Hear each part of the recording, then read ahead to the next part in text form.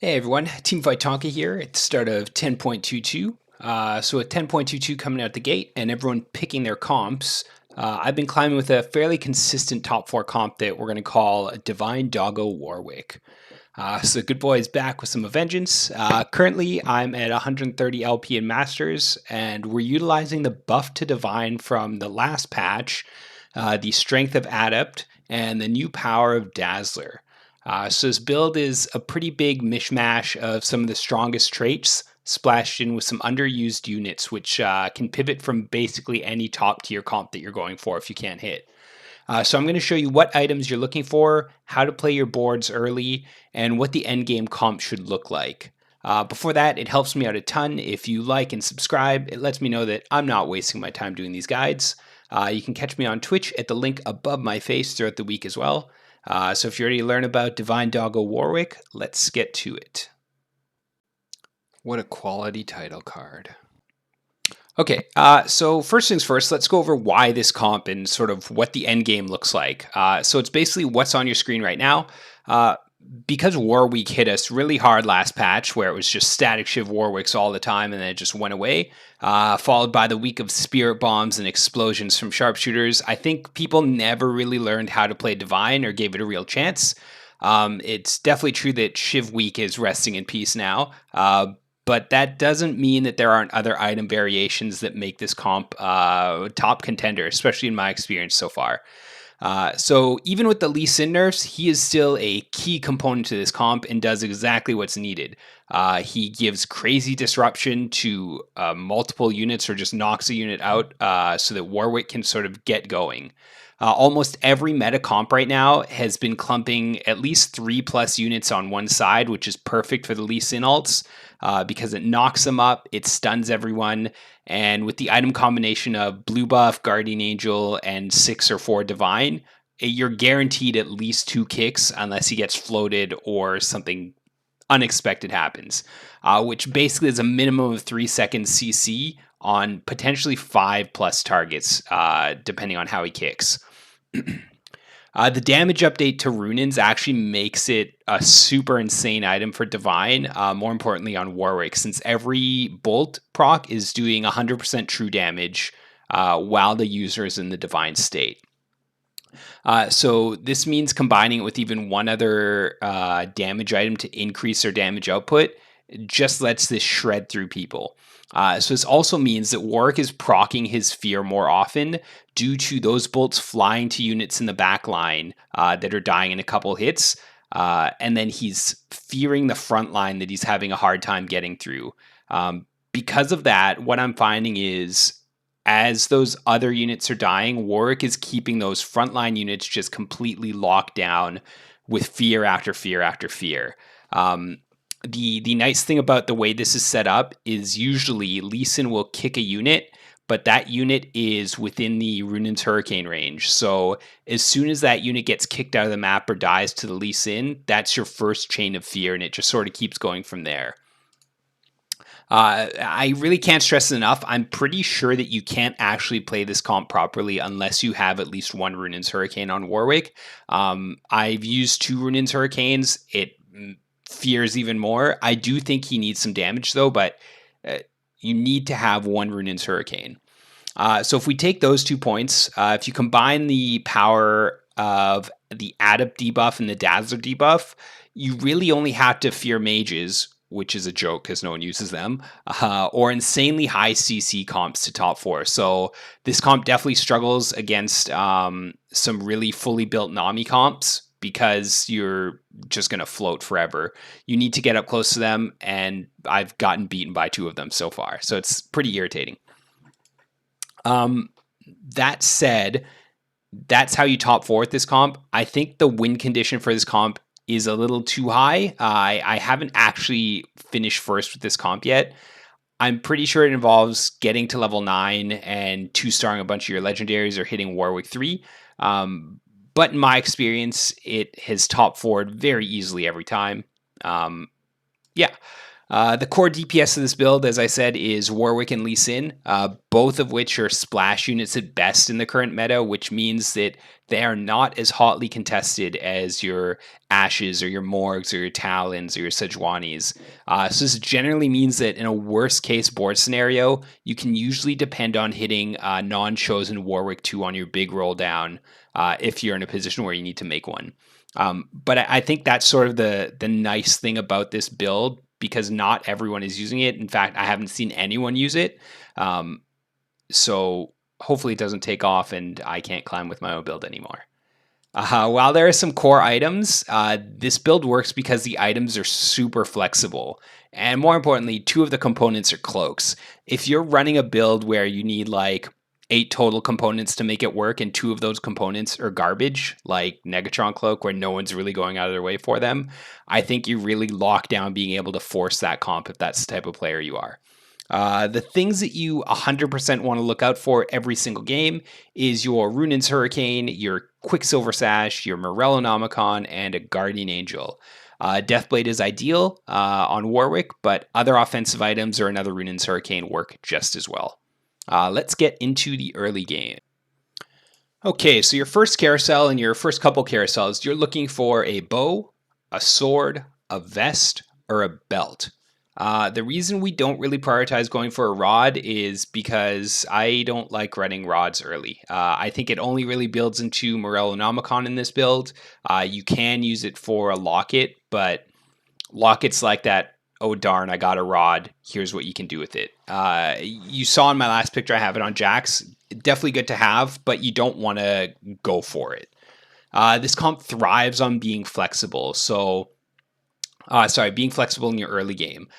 Since it does not come online remotely until you have at least Warwick, 4 Divine, and 2 Dazzler at the bare minimum. If you open the game forcing this build, if you only pick up the units for the endgame comp, it will be a super fast 8 unless you high roll.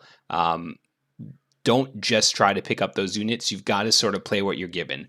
So to help a bit with flexible early game, because I know a lot of people aren't comfortable with it, it's lots of top tier players have gone over it, but I want to give a very general early game flow for frontliners and early backliners that you can run until you get to a safety point of pivoting. You should note that this idea can be applied to essentially every mid-game pivot anyways, but here's what I'm looking for when I'm playing.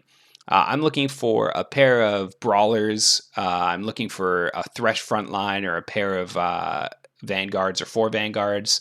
I really like to keep the idea that I'm grabbing either a pair of brawlers or a pair of vanguards no matter what is my opening. They make great placeholders for throwing on an extra belt, an extra chain vest. For me, when I'm playing these comps and I know I'm not going to keep them, I try to slam as much as I can, but sometimes you just don't have the right components and you do want to greed a bit. So what I end up doing is I will slam on things like my belt or things like my spare chain vest. I'll just put them on Tom Kench or put them on Maokai, people who I know I'm not going to pivot into later. And then when I sell them, it's fine. It doesn't give a lot, but it really does make a difference, especially if you're against someone who's not slamming any items. So that's what I'm looking for front lines. I will generally try to 2-star any 1-cost units, but I will think about 2-starring 2-cost units. What I mean by that is I'm not always going to go for Thresh 2, or I'm not always going to go for Hecarim 2, because it is a 1 gold loss for a unit that I'm not playing in my endgame. So if I'm making it buy okay with a 1-star version of them, I'm definitely not going to look to waste a gold to 2-star them, because they cost you a gold when you sell them back. Backliners, a little easier. So you can run Vayne, Aphelios, Zed, Kindred, Callista, Jinx. Basically, the idea to keep with these is that if you're going to run Vayne early, you probably want to run Vayne with Thresh, and you want to throw in another sharpshooter. So even something like Jinx, you want to play to the traits that are on your board without tanking your econ. So this sort of falls into the same line as I won't always 2-star unit. Maybe I don't always 2-star 3-cost unit either. It depends. 3-star units are a bit different because you can play a 2-star 3-cost unit to level 7, level 8 safely, especially something like a Kindred. So if it's in terms of keeping a win streak, I would consider 2-starring a 3-cost unit. Uh, but I don't find you get that same oomph that you do from by 2-starring a 2-cost unit. So yeah, if you're playing Aphelios, then you're going to play Kindred early. But really, if you've got Aphelios and Kindred, you're itemizing the Kindred. You can slam your Runaan's Hurricane. I know a lot of people like to save their bows for Last Whisper or Infinity Edge, or sorry, Last Whisper or Giant Slayer for Ash, but uh, Loki, the Runaan's Hurricane is a great Ash item. It's basically good on any long range attacker in the game who's also building a bit more damage. Like, you can slam Runaan's Hurricane every game if you're trying to force either this comp or Ash, because it's going to go on either Warwick or Ash, and you're still going to stomp if you hit. So, something to keep in mind. Yeah, and the same thing with comps like this, you're looking to slam an early Zeke's Herald, but not at the cost of losing another item.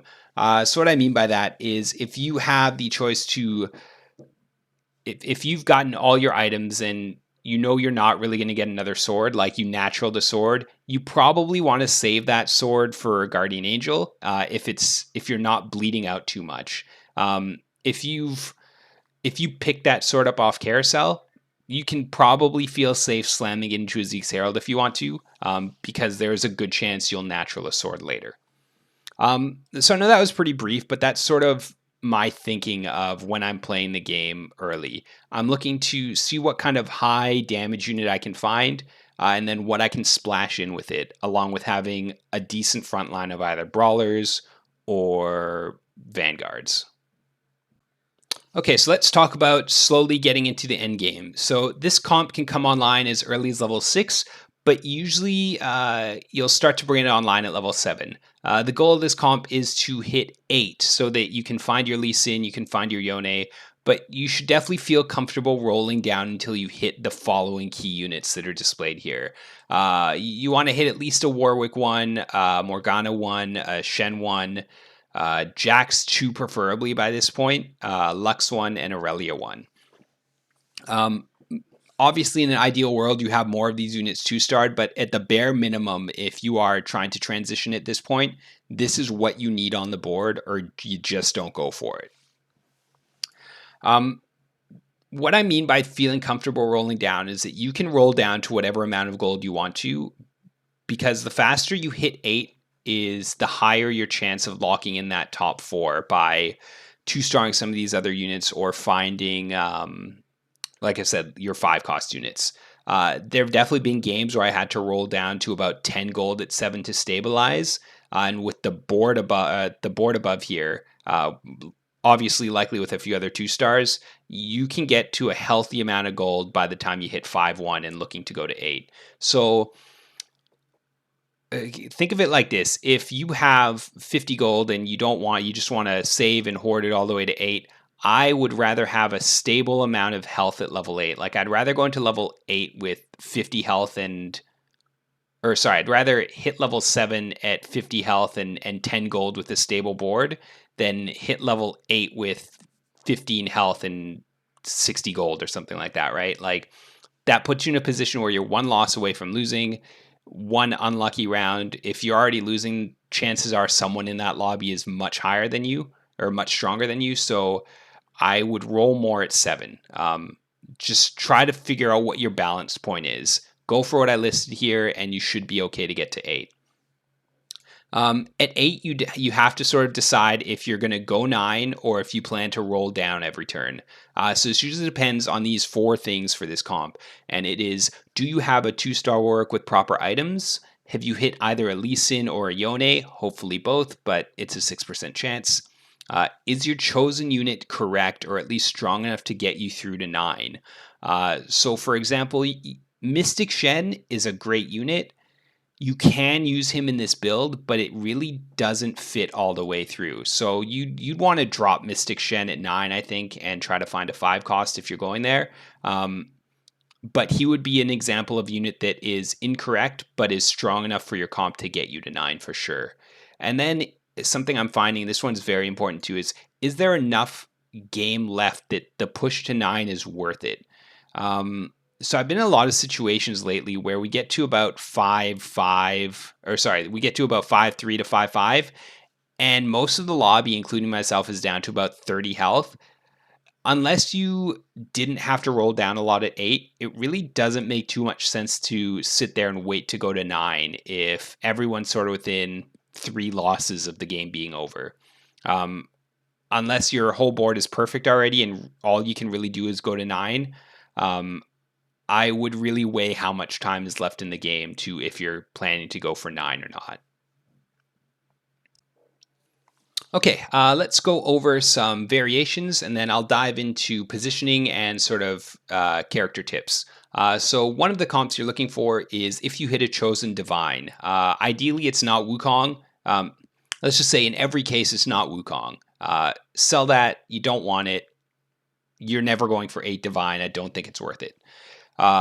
So let's say you hit chosen jacks. Your endgame comp should look exactly what I have on the screen here. You want to have Morgana and Lux as dazzlers. Hopefully Morgana is itemized with the Morellonomicon, but she can work with tank items totally fine. You want to make sure your steroid is Jax, and he is between Warwick and Lee Sin, or Warwick and Aurelia. The important thing is you don't want Lee Sin and Shen on the Warwick side, because it messes with his AI a bit. But this is your standard, I hit divine, I'm going this build comp. Another variation of it, they're all roughly the same. It just depends on what units you're taking out. So if you hit a chosen Dazzler Morgana, I can't stress this enough. I don't think chosen Enlighten Morgana is bad by any means. You could consider running it. But it sort of messes with the numbers of the comp. So I would really only consider going the Warwick comp if you hit Dazzler Morgana. So what you do is you drop Lux, you just run with 4 Divine, and then you try to find Zillion as your 8th unit. So that gives you Mystic, it gives you some revives, but your comp should still be just as strong. In fact, probably stronger because Morgana is a bit overtuned right now. And then we have this version of the comp. This is the version where you hit a chosen Warwick, but you hit either chosen Brawler or chosen Hunter Warwick. You take both of those all the time, no matter what. But what we do in this scenario is because you hit that chosen Warwick, you're not going to need to roll down as much at level 8. Realistically, you roll down at level 8 to hit your 2-star Warwick. If that has been gifted to you in the form of a chosen, you just take it. And then this comp, you try to go level 9 with it, and you fill in that 6 Divine. You hold on to an extra Wukong, or you find a Sword of the Divine, and this should be your board. You end up with 6 Divine, 2 Dazzler, chosen Warwick. It's great. This is the win condition comp, basically. So those are the 3 variations that I would play. You can also do Adept Shen or Adept Aurelia and mix around some units. If you do Adept Shen or Aurelia, you do something closer to this board where you just run 4 Divine and fill in whatever other unit you can find. And the last thing I want to go over is some tips and positioning. So this is just general, like your board is going to move depending on who you're versing. But the key thing is to make sure that at the very least, Warwick is getting the steroids from your jacks. So some tips so that you don't keep Shen beside Warwick. So Shen taunt can actually really mess with Warwick AI. And every second that Warwick's not attacking is really bad for you. Warwick needs to be laying people out and not walking around aimlessly. On that same note, don't keep Lee Sin beside Warwick for the above reason. The kicks can sometimes cause Warwick to follow that unit and put him in a really bad position. So try to keep Aurelia beside him, or try to only keep Aurelia beside him is what I'm saying. You also don't want to leave his side open because you want to make sure that corner units aren't aggroing onto Warwick first. They need to have something else to hit, which is Aurelia, and then that should be replaced with Yone once Aurelia dies and Yone walks up. Make sure your buff slave is either Jax or Aurelia, not Shen, for the reasons I just mentioned. 9 times out of 10, I find that Jax is my unit, just simply because I hit a 2-star Jax before I hit a 2-star Aurelia. He's tanky, he dodges, he lives a long time. These items just synergize really well with him. Chalice is okay. but definitely the weakest buff for this comp. I would do other things with the Chalice, or if you absolutely have to, just put the Chalice on Morgana instead. I don't really think it's used here. Yeah, I wouldn't go for it.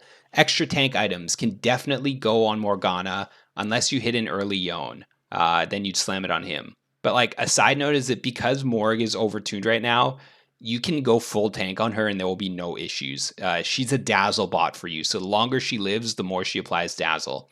Um, and something to keep in mind, even after she gets nerfed, if she gets nerfed, this comp doesn't depend on her damage. It's depending on her dazzler debuffs. So it shouldn't be affected realistically. For Lee Sin, this is a really important point. You need to consider what's better for him round to round. Do you want to be kicking the frontliner out of the map or kicking the frontliner into a clump of people? So against sharpshooters, against Ashe, I'll generally have Lee Sin kick the frontline unit into a crowd of them. But there are situations where you want to just yeet the enemy frontliner out of the map. So maybe like in Ari comps or whatever, where you don't want to clump your entire team to that corner, just kick Ari out the empty side of the map, or kick Sedge out the empty side of the map. The other thing to keep in mind is to switch Lux to the opposite corner of the carry so you can hit more snares. So if the Ashe carry is up in this corner, you want to make sure that Lux is on this side. You want the snare to cross as many people as you can because she will fire at the farthest unit. That said, a lot of people like to put dead units in the opposite corner of their carry. So you need to make sure that Lux isn't going to be firing her very, very important skill shot to a level 1 Vayne in a sharpshooter comp that's sitting off in this corner doing nothing. So move your Lux around all the time. Yeah, that's all I got for you. So I've got a link to the comps at the bottom here. I will stick around the comments just at me. And that is everything. This is Divine Doggo Warwick. If you like this comp, leave me some messages. Let me know how it goes for you, if it helps you climb, if it has taken over the meta and I can't play my own comp anymore. But yeah, good luck in the climb, guys, and that's all I got for you.